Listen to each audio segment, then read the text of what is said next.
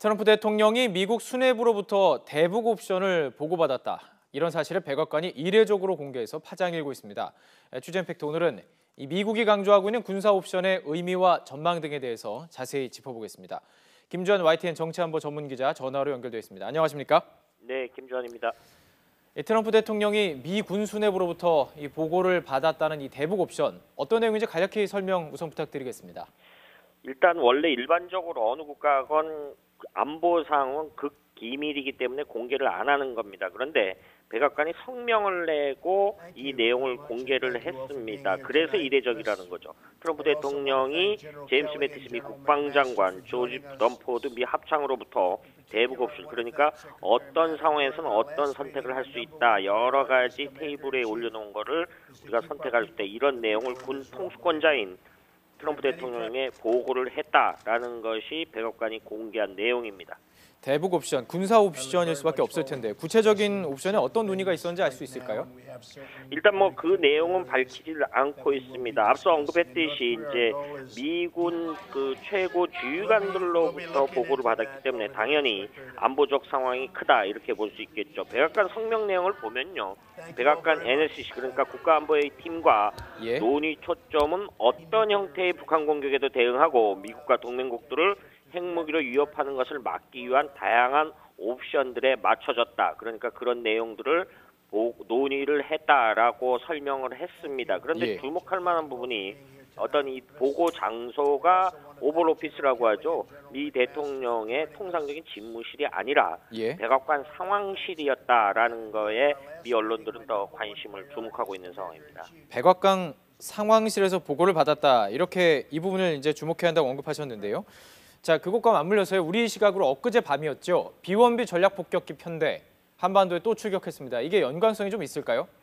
그 보고받은 시각, 그러니까 미국 워싱턴 시각이 우리보다 하루 전에 한 14시간 정도 차이가 나지 않습니까? 그러니까 9일 오전쯤에 보고를 받았는데 이것이 우리 시각으로는 10일 저녁이 되는 거죠. 그때 괌 앤더스 공군기지에서 비완비 랜서 전략폭격기 2대가 이륙을 했습니다. 그것이 10일 저녁 8시 50분쯤이었습니다. 그리고 이 일본 방공식별구역을 지나서 한국 방공식별구역 안에 들어와서 우리 F-15K 전투기 2대를 호위를 받으면서 동해상공에서 한 차례 공대지 미사일 발사 훈련을 했습니다. 제즘 ER이라고 하는 미사일을 발사를 했는데요. 이후 다시 내륙을 통과해서 서해 쪽으로 빠져나갔습니다. 빠져나간 시각이 쭉 해서 빠져나가서 한반도 상공을 떠나는 시각이 밤 11시 30분이었습니다. 우리 시각으로. 그러니까 이런 여러 가지 상당 시간이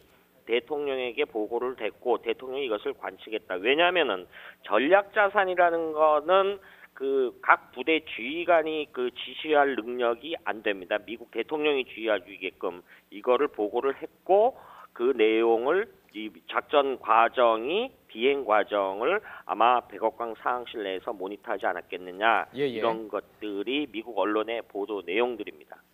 자, 그렇다면요, 이 미국이 과연 어떤 군사 옵션, 이게 우리에겐 가장 큰 관심사입니다. 어떤 군사 옵션을 선택할까? 어떻게 전망하십니까?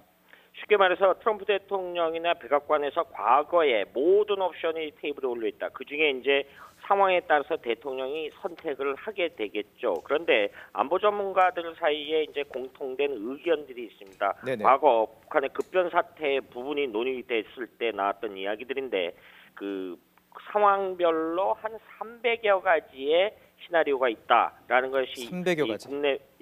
그러니까 상황에 따라 다 대북 옵션이 달라질 수 있겠죠.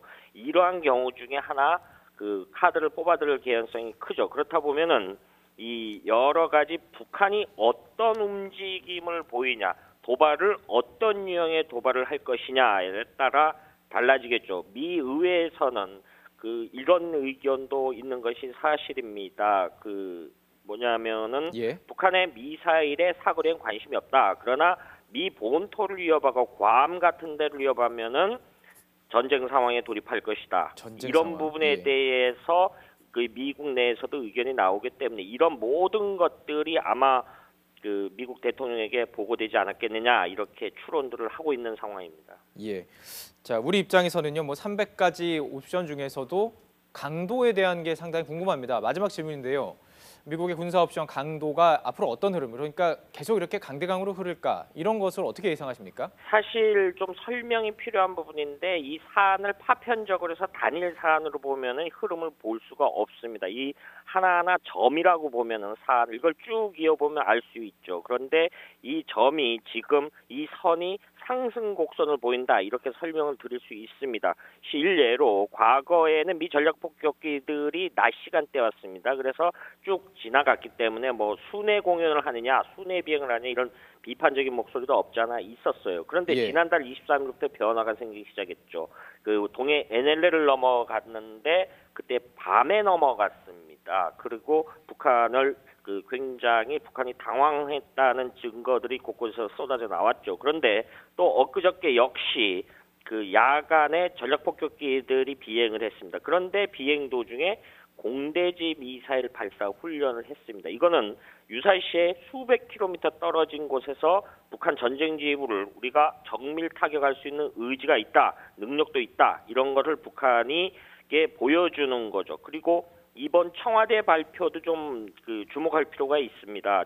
전략 폭격기 비완비 랜서가 한반도에 온 것은 이 미군 전략 자산을 더 순환 전개를 하기로 한미 정상 간에 합의한 부분의 일환이다. 그러니까 쉽게 정리를 하면요. 앞으로 미군의 전략 자산이 한반도에 더 자주 오고 그리고 더 강력한 군사 옵션을 실행할 수 있다. 이렇게 설명할 수 있습니다. 강해진다. 그런데 예. 이것이 막무가내로 가는 것이 아니라 북한으로 하여금 쉽게 도발하지 말라라는 경고의 의미가 있기 때문에 대북 억제 수단이 있죠. 그래서 북한이 앞으로도 도발을 안 한다라면 이런 행태들이 일어나지 않을 것이다. 이렇게 전망할 수 있는 겁니다. 예, 김주환 기자와 함께 대북 옵션에 대해서 또 강도가 점점 올라가고 있는 것에 대해서도 한번 짚어봤습니다. 말씀 고맙습니다.